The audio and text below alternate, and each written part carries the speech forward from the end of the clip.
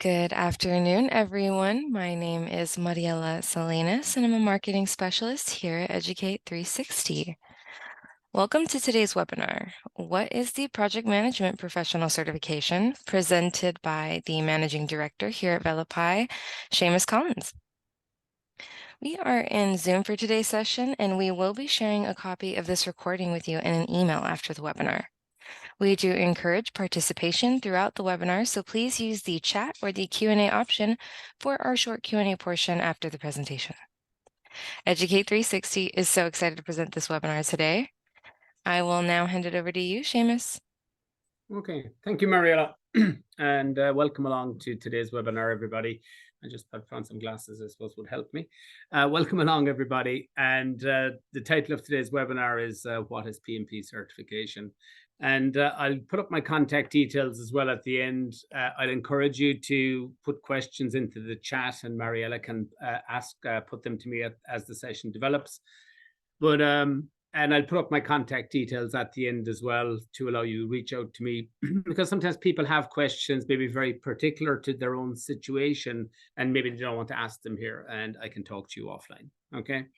So I answer this question every day of every week when people call me up and they have some variation of this question and they want to know what is the PMP? I've heard about it. I've seen something about it. My friends have it. My boss said I should have it. Job boards are looking for it. A whole host of reasons, and they want to know what is the PMP and why would they want it? What would be the benefits of getting that? And then how would you get it? A lot of people are convinced they need it, and they say, "Yeah, but how do I get it? How do I get it quick? I need it now." You know, and explain. I'm going to talk you through the timeline for that. But also, just beside the certification, what I want to show you today is the course content. Just give you a sneak preview into what's in there so that you could say, actually, I like that. I could be good at that. That's exactly what I need. Because we don't want anyone coming on the course and saying, actually, I thought I was going to learn about something else completely. And they're disappointed. So we hold this webinar pretty regularly for our customers, even that are booking onto the course. We want to make sure we have the right people. And then we explain how will we help you. And that's what we do. We're a provider and we help people get this certification. It's one of our flagship courses. Okay. If there are other questions, I'll take those as well. So look, I plan to keep you run through this in about 20 or so minutes, and then we'll take some questions. And we start off with something very simple. What is PMP? Because people mix up all these acronyms. They've PMI, they've PMP, there's ATP, there's a lot of things. Start with something very simple. PMI. PMI is Project Management Institute. They're a global body that support the profession of project management and advance the project management profession. They have a certification called PMP, Project Management Professional. And this is the most widely recognized certification for project managers in the world. And at the moment, over 1.2 million people in the world have passed this certification at some point in their career. So it is a very widely held and understood qualification out in the workplace. You may have one other acronym you hear, PMBOK, Project Management Body of Knowledge. That's a book that the PMI release every 4 years, an update. It has best practices, tools, and techniques around project management. So a lot of our courses then are aligned with PMBOK and other project management materials, not just the PMBOK. So I'll explain that to you as well. So PMI, they're the body. PMP, certification. PMBOK is the book. Okay. Right. Why would you want some certification like this? Every year, the need for project managers is growing. And I know we look at these job boards and different things, and you see the constant need for project management certification required, project management certification advantage, PMP certification must have, all these things. But the reality is, I suppose, that is the reality out there. And even inside in some of our customers, you can't manage projects above a certain level unless you can show that you've got the capability to manage this type of project. And if you look at this here, the amount of work now in companies that's, we would say, projectized. Any piece of work, you could say, well, that's a project. There's a scope, there's a time, there's a cost, there's a quality, there's risks, there's resources, there's communication, there's stakeholders. It's a project. And project management has become, I suppose, projects and project management are, seeped into all these companies. Whereas when I started off delivering this training first 17, 18 years ago, some companies, they would say, oh, no, we don't do project management. We've engineers and we don't invest in project management. But after a while, it started to become apparent that a lot of money was being lost. We weren't doing things efficiently. We weren't doing things effectively. We weren't getting things done on time and on budget. So you need project management. So there's a statistic there that says, 10% of your project budget is wasted. And I don't know how you probably know in your own company how much you spend on projects. It's probably a lot of dollars. Take 10% of it. That's still a lot of dollars. And not only the amount of that's wasted, but imagine the advantage or the disadvantage you are at if you're delivering late and letting your competitor get to the market ahead of you, etc. So more and more work involves using project management to get that work done and coordinate resources and work within constraints, etc. So the need for project managers is growing, and the knowledge that really good project managers is growing. But we need more project managers, but we need better project managers is the real message I want to get across. And usually dragging someone, or not dragging, but getting someone to do the certification and study project management and study how to do it right brings that efficiency and makes that person more competent to stop and reduce the waste.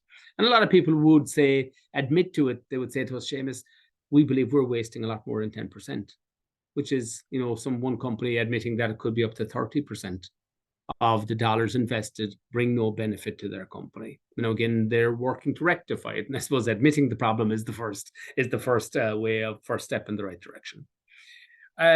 For the individual, then, obviously, making yourself more valuable is so important. And people sometimes would describe project management as an accidental profession in some cases, where, how do you end up as the project manager? And you say, well, I don't know, I was an engineer, and suddenly I was coordinating, and then suddenly I was presenting at meetings and managing stakeholders and talking about critical paths and agreeing the scope. And you were doing project management before you actually, without maybe a plan to become a project manager. But in many cases, once people get into the role, some people go in there by design, obviously, but some people, as I said, it is by accident. But the amount of value people get from it once they have it and get the certification, the roles that they secure, the bigger scope of job they get, the salary that goes with it, the prestige of the role, etc. People would say that, they earn 25% more from one of the recent surveys. And again, as I said, in some companies, even internally, it's a prerequisite. You can't manage a project above a certain value without having your PMP. So again, people start to say, actually, I did my degree back, years ago, but I'm in a different career now, in a different space. I don't want to go back to college maybe at this point because that would take too long. I need a certification. I need something on my CV. I need something on my internal job CV so that I can secure better roles for myself. So the certification is very, very valuable to people. How do you get it? Okay, so you're starting to get convinced probably of the value of project management and being an expert in that area to reduce waste, etc. Maybe you want to earn more. Maybe you want to move up the ladder internally. How do I get the PMP? The PMP is, you don't get it at the end of the class. You have to work towards it. And that's what we are. We're what's called an authorized training partner. And what that means is that the PMI have vetted us and authorized us to deliver the course on their behalf. We deliver worldwide, but mainly here in Ireland. But to get this badge, we've gone through a lot of quality checks. Our trainers, our finances, our processes, our quality systems have been audited to make sure we are a legit and decent provider. And I believe we are after many years of doing this. But the first thing we do is everybody has to attend 35 hours of project management education. And there is an official PMI authorized PMP exam prep course, and that we have those books, those notes, and they're given to you when you come on our course. Now, we know that because that's a 5-day training course, that people can't get 5 days off in one block, nor is it a good idea to sit a course in 5 days. So what we do with our big customers is we'll say, we'll do 2 days this week, we'll do 2 days next week, we'll do 1 day the week after. We split it out so that it allows you keep your day job going, but it also allows you to absorb a hell of a lot more information.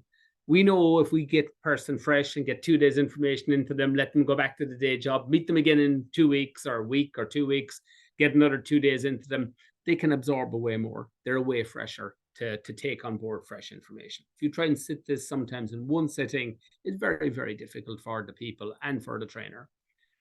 So we give you the training. You have to adhere to a PMI code of ethics, which centers around very much, responsibility, respect, fairness, honesty, things that the project manager should do. And again, this is probably more than likely aligned internally, very similar to the code of ethics you might have to observe in your own company. Don't tell lies, report things as they are, respect people's culture, orientation, whatever it may be. Take responsibility for if you put your hand up to say I'm going to do something, you can't back out of it. So it kind of reminds people of the best practices we want project managers to have. The big thing, though, is to pass an exam. We can talk about that more now from here on in, but the exam is 180 questions, multiple choice. There is no negative marking. It's a 3-hour, 50-minute exam, so it's nearly 4 hours. So it's as much a test of stamina as knowledge, is what I've helped people over the years to say. You need to get back and get exam fit, really. So if you haven't done a 4-hour exam since your college days, it's up to us to get you back exam fit. And we help people with that, a part of it, by giving them mock exams and showing them where they're going wrong, etc. How do you apply? And this is the thing, is that if you have a degree, the PMI will want you to fill out an application form. And the application form, we help you fill it, because every company has its own language. And sometimes your language may only be understood by people in your company. So we try and help you with the application form, because there's a short little description of your project work you need to write up. Now, when some people see this, you need to have a minimum of 3 years project management experience if you have a degree. People sometimes come to me and they'll say, Seamus, I was never called the project manager. But when I talk to them, they might say, well, I'd say, were you scoping the project? And they'd say, oh, of course, yeah. Did you work up the timeline? Yeah, I did a Gantt chart for that. And did you have to present at meetings? Yeah. And did you have to mitigate risks? Yeah, I did all that. I'd say, yeah, but that's project management. They say, oh, yeah, but I would have never thought of myself maybe as the project manager, or at work, I'm called the project engineer. So it's a case of looking at your experience and saying, what of the last, you can go back up to 8 years to compile your experience. What of this could be considered project management? And we try and help you, I suppose, get your story together so that your application is legitimate, it's honest, and it passes through the application process. So we help people with that. And again, as I said, a lot of people have the experience, they just don't know how to articulate it, and we help them articulate it. The big thing, though, I suppose, is as we get into what's in the course, sometimes people that went on early versions of the PMP or early versions of reading the PMBOK, they always said, it's very process-driven, Seamus, you have to do it this way, this is the process, and it's very rigid. But that's completely changed. Now we're up at the 7th edition of the PMBOK at this point. And the PMI, I suppose, in the past would have based a lot of the exam on the PMBOK, and that's no longer the case. There's 10 other reference books now that we use as well. So it's not just swallow the PMBOK and try and pass an exam. That won't work. It's other best practices that are documented in literature that are really now the focus of the exam. So the old exam was very much about processes and, project, process groups, initiate, plan, execute, monitor, and control and close. But the bottom line is the new version of the exam is far more practical and far more aligned, I would say, with real life. Project managers our businesses aren't doing projects to produce deliverables by executing processes. Businesses are doing projects to get value. We're doing projects to bring benefit. And this new model and new mindset is fabulous, because, me as a trainer, I'd say, well, why are we doing this? Why aren't, again, that's what helps convince stakeholders to get on board with a project, is they can see the benefit. So the modern thinking now in the PMI is, it is still people executing processes. in a business environment, with the overarching thing to deliver value and benefit. So the whole focus now has gone from inputs and outputs and tools and techniques, now changed over to benefit delivery, benefit realization, benefit transition, benefit sustainment, and using processes to make that happen. But a bigger focus now as well is here on this business environment, because any of you that have ever ran projects will appreciate the environment changes around your project. Your project does not exist in a bubble. It has to adapt to the environment. It could be a stakeholder change, there could be a merger and acquisition, there could be a regulatory change. Something is changing in the environment, and your project needs to adjust to that constantly so it can deliver the value. Okay, so again, that's explained very well in the course as we see the whole thing coming together. So a lot of people, as I said, there are other sources now of information. It's not just the PMBOK guide. So you do not need to buy the PMBOK. That's the first thing I would say to people would say, coming on a course, do I need to buy the PMBOK? And I'd say no. We're going to give you a set of notes that's built from the PMBOK and the other knowledges or the other books that I referred to. So again, do not go off buying books. This won't help you. But 50% of the exam is still built around processes, risk, scope, critical paths, budgeting, all those types of stuff. But the good thing now, I suppose, is that 42% of the exam is around people. And a lot of people would agree with that, is that some project managers might have been great at scoping and scheduling and budgeting and the hard tools of project management, but we're very poor on the soft side of project management. We're very poor at communication. We're very poor at maybe stakeholder management. We're very poor at managing people. And if you think about it, at the end of the day, it's people do the work. So a project manager sometimes didn't have the people skills to manage the project team. And then nobody wanted to work for him or her. So people skills is so important. We'll see that in a moment when I show you the content. And the last 8% then is on business awareness. We're doing the project so it brings value. So if a senior manager asks you what's the value, you need to be able to answer that question. How are we going to quantify the business, the benefit? When are we going to measure it? Who's going to measure it? How will we make sure it's sustainable? So again, benefit is a big part of this, and business awareness. And there's a whole tool set in there and good practices that we talk you through on the course. The other thing that's really good in there at the moment is that 50% of the exam could have an agile focus. Now, again, that frightens people initially because they say, oh my God, that's for software people. That has nothing to do with us. But it has. And the funny thing about it is we've seen this now on courses where people coming from very traditional backgrounds, where had traditionally only used waterfall, coming to the course going, actually, I learned a bit about Agile. I think we can use some of those tools and techniques. We can't do it all, but maybe certain phases of our project, we could use some of those best practices from Agile. And some people will come on the course and they'll say, my boss is always saying we need to be more Agile. Well, now I'm able to go back to the boss and say, boss, we can be Agile, but the way you're saying it can't work like that. So it's giving people that language as well to say, stop looking just at one way. There might be multiple ways of delivering the value here, and not just traditional waterfall. So again, I believe that's a fabulous addition to the course. I put in bad news here, exclamation mark, but it's not bad news. It's never a bad thing to learn about new things and rule them in or out. Sometimes people don't know what they don't know, or they've heard that it won't work for them, so they've just taken that as it's not for me. When they listen to it on the course, they think, actually, maybe we could get some value from that thinking or parts of it. The new exam is 180 questions. The old exam was 200 when I did it many years ago. So the newer one is 3 blocks of 60 questions, and they give you a break. When I did my exam, the clock stayed ticking down. There was no breaks.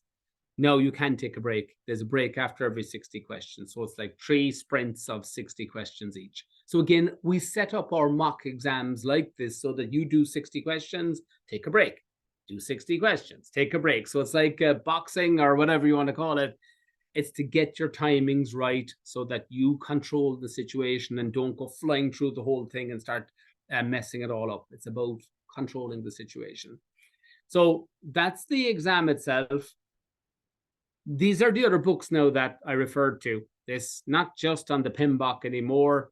There's a whole load of other really good project management reference books. But again, you do not need to buy any of these because the thought is for me to read those, right? And it's for me to take all this information, and the PMI have distilled it down into the exam prep guide that we give to you as part of the course. So again, don't go buying the books. You'll never read them. You'll be out of context in some cases. It'll be the wrong depth.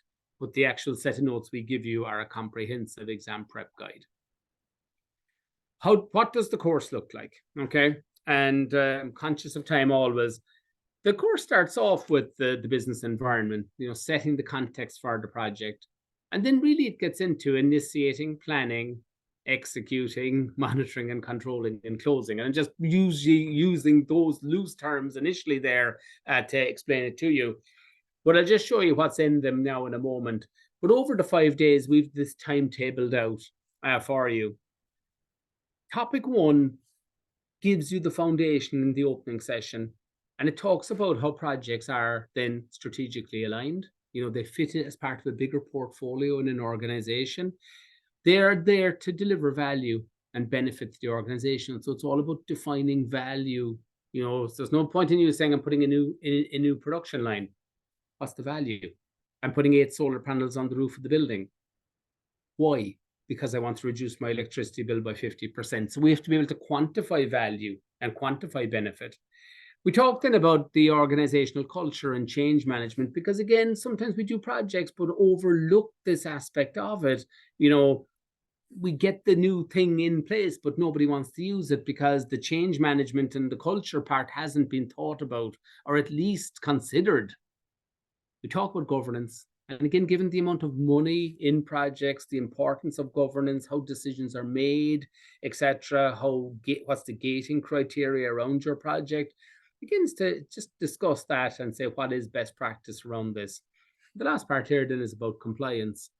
Projects don't exist in a bubble. There's so much compliance today around health and safety, working time legislation, regulatory requirements. There's a load of stuff.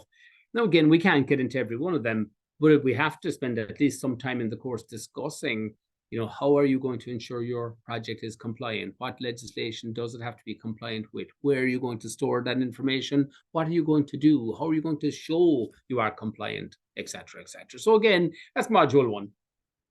Module 2 and 3 then are big modules. And in here, you should recognize a lot of the traditional project management stuff: scope, schedule, resourcing, budget, risk, and all those topics, pulling together the overall plan.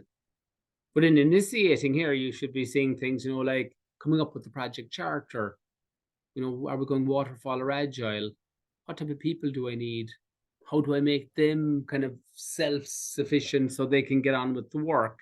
Who's involved or impacted by this project? So you're initiating and planning together, coming up with your charter, coming up with your plan, and looking at best practices in here around scoping, requirements collection, critical path, how to squeeze that, schedule, all those schedule compression techniques, etc. Lesson 4 then is all about team, really, communication skills, dealing with conflict in the team, supporting, removing obstacles and blockers, all that type of stuff is in there as well. Module 5 then is, again, managing more team performance stuff in here. And again, it's all new to some people. They might be very good at scoping and scheduling, but they've never really thought about progress reporting. How do we status a project? How do we take corrective and preventative action? And how do we really see the impacts of these corrective and preventative actions as well? Lesson 6 then is the last module. Lessons learned, closing out, measuring the benefit. But this module here on knowledge transfer is proving very, very popular. How do we capture knowledge so that if the team after us need to do it, how do we get that knowledge and leverage it? Or do we start from scratch every time, which is what many companies do? But if you have knowledge and you know how to capture it and share it, we should be getting through the initiating and planning phases a hell of a lot quicker. And again, many people would say, yeah, we do our lessons learned, but those lessons aren't learned. Well, why aren't they learned? So again, it's reminding people of best practices around how to do a lessons learned properly. So that's a sneak peek at the course. What else? what do Velopi do for you? We're a provider for the PMI at the end of the day. We help you with the application. We help you with the study. We give you mock exams through a learning management system. We answer any questions you have. If you're struggling on something, you reach out to me and we'll put you in touch with one of our team and we support you until you pass the exam. Okay? So it's a managed process for certification is what we do. This could take the average person 2 to 3 months to work their way through it. Some people go through it in, weeks. Other people take longer. It depends. Life, work, and other things get in the way. And some people have a lot going on at work. So they need to take it slower. Other people maybe have a window that comes up and they say, I'm going to get this done in the next 3 weeks and wrap it up. Other people need time then maybe to learn about Agile, learn about other topics, and we help you with that. Okay. As I said, don't be too worried about Agile. We'll help you through that process. So if you're very new to that, we've got some videos, we've got some white papers. We'll help you through the course content. It's not as daunting as it sounds. Okay. But as I said, it's not detailed expertise. You do not need to be a Scrum Master here to pass the PMP exam. You need to have a knowledge of the different, what we call Agile ceremonies, the different Agile tools, what to do in, what's a sprint, what's a review, what's a retrospective, what's a backlog, all these things. But more often than not, people coming on the course can relate them to something else that they're already doing as well. We give you access to a learning management system, and that's fairly comprehensive. You get access to that for a number of up to 12 months. So there's no rush, you don't have to come in and do it. And you've access to the materials, and I've never shut anyone off. So it's, if a person comes to me and says, Seamus, look, I was out of work, I was pregnant, or we had a bereavement in the family, or someone was sick or whatever, just come to us and work with us, and we help people really in general. I've never, been so, rigid and cut somebody off. The different types of exam questions, they're multiple choice, no negative marking. They're mainly, pick the right answer here. And again, some of them might be graphs, some of them could be pattern matching, but in general, they're multiple choice with text. Why would you do it, I suppose, with us? Well, we're an approved provider. We have the official notes, our trainers have been trained, our quality system and everything. And we've hundreds of people put through this, so we know what we're doing. If you ever decided that we weren't doing enough, you could go to the PMI about us because we're aligned with them. But again, as I said, it's not a sprint, it's a bit of a marathon with us, so you've got to work with someone over a number of months. And we've, I suppose, a managed process to do this. Okay. As I said, some people might already have done something else with us. Maybe they're not ready for the PMP yet. There's other courses that we have leading up to this. Some people just go on PM Essentials to get started off. Some people might be doing some other course with us, and they're working their way up to the PMP. So again, wherever you are on your project management journey, have a chat with us and I'll advise you as best I can. Okay. Now, questions. Now, is there any comments or questions after coming in? Absolutely. We have one here from Pamela. Do you provide some project management training experience? I wonder, how do you mean? As in, we'll give you the training, but we can't give you work experience. So as in, we've all of our people have 20 odd years experience. We don't take on graduates at the moment for work experience. But if you have experience, I'll help you compile it so that I suppose I'll tell you what the criteria is for the PMI. So if you've done some project management, I'll have a call with you and I can talk you through, is your experience relevant or not? So I'm happy to have a separate Zoom call with whoever sent in that question, talk them through what experience they need. And we can decide then, if you can't do the PMP, maybe you can do one of the entry-level certifications like CAPM or some other non-certified course initially, so that you can get experience in project management to go on and do the PMP, if that makes sense. I hope I've answered your question. Fantastic. Absolutely. We have another question here. Project experience isn't project specific, is it? Is it cumulative experience with various projects? You can submit as many projects as you want. So many people will have, 3 or 4 projects to make up the 3 years. They might have done, you can go back 8 years overall. So you might have done a project back in 2018 for 6 months. That's your first 6 months. You might have done another project in 2020 for 9 months. Now you're adding them up. So each project you submit, you have to give a short 200-word description of it, and we'll help you write that. Okay. So again, is to try and say, okay, I defined the scope, I developed my schedule. The biggest risk was this. This is what I did. But you do not have to submit any project documentation. You submit the dates and the description, but you do not have to submit scope statements, schedules, or anything like that, because that's your company proprietary information. The PMI cannot ask you for that. I cannot ask you for that, but I can help you compile your experience. But it's from different projects. Some people might have, 3, 4, 5 projects. Some people might just have one. They might say, this big transformation project I was on, it went on for 3 years. Okay, that's perfect. Most people will have 2, 3 projects to make up the required experience. Some people might even have more. And they can be from multiple companies. Okay. Awesome. That's really good info to know. We have another question. Is there a cutoff date / year for project experience? You can go back 8 years. So 8 years from the date of application. So Awesome.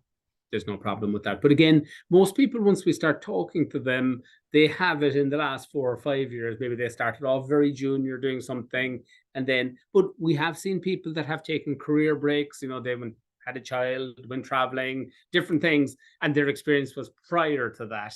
So everybody is different. So that's why we give people a little Excel file and say, okay, give me your dates and give me your descriptions, so that you've prepped it and you've thought about it, and then we can discuss it with you. So the little template we share helps people compile their experience to say, actually, I'm still 6 months short. Actually, I won't do the course until later on this year. I'm going to get that 6 months experience first. Some people will start the application anyway and be ready to go in 6 months' time. They might do the course now and be in parallel working up their experience and doing their studies, so that once the 6 months experience is hit, or when they have their 3 years in total, they're ready to apply, but they're also ready to do the exam in parallel. So again, whatever works for people. We have frequent courses, so we will help you. Awesome. Alrighty, well, we are a little bit over, so I think we are all good on questions. So thank you so much, Seamus. This was a lot of fantastic info.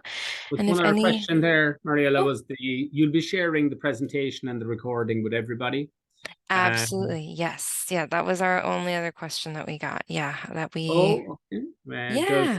Does your training use tools like hands-on software? Okay. So just again, will there be a follow-up material? Okay. Okay. The first thing is, let's say we take a scheduling module as part of the PM course. There are so many different scheduling tools.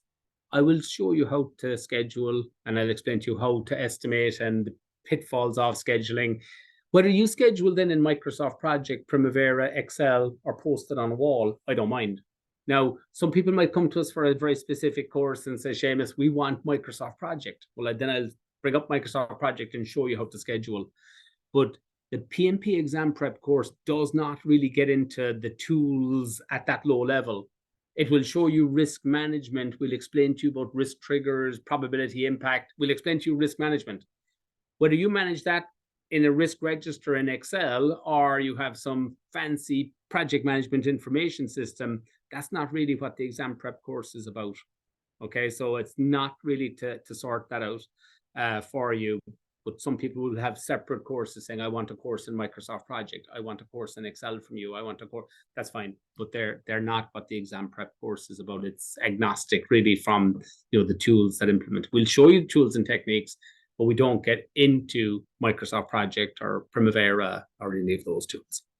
And Gazi, there a question, what is the course fee? Now, again, it depends whether you're doing it in person or over Zoom. We'll send you links on our website, and it depends then what time zone you're joining from, etc. But remember one thing, the course fee with Velopi or with our colleagues in Educate 360 and Project Management Academy, the exam fee is $555 payable directly to the PMI. Now we can invoice you for the whole thing and give you an exam voucher. So you're not trying to pay us for the course and then pay the PMI. Some people say, can you just put it all in together, Seamus, so I don't have to get two POs at work? So again, let us know what you'd like to do and we'll help you out doing it. But as I said, if there's any other questions, just reach out to me. It's seamus.collins@velopi.com. Find me on LinkedIn, and happy to have a meeting with anyone and explain this. This is what I do. So best of luck on your PMP journey, everybody. All right. Sorry, Maria. No, you're great. Absolutely. And if any of you missed out on any part of the session, we will be sharing a recording with all of you in an email after the webinar, so be on the lookout for that. But other than that, thank you all so much for joining us, and thank you so much again, Seamus, for all your great info for our audience today. It's a pleasure. All right. Take care, everybody. Bye-bye now. Alrighty, bye everyone.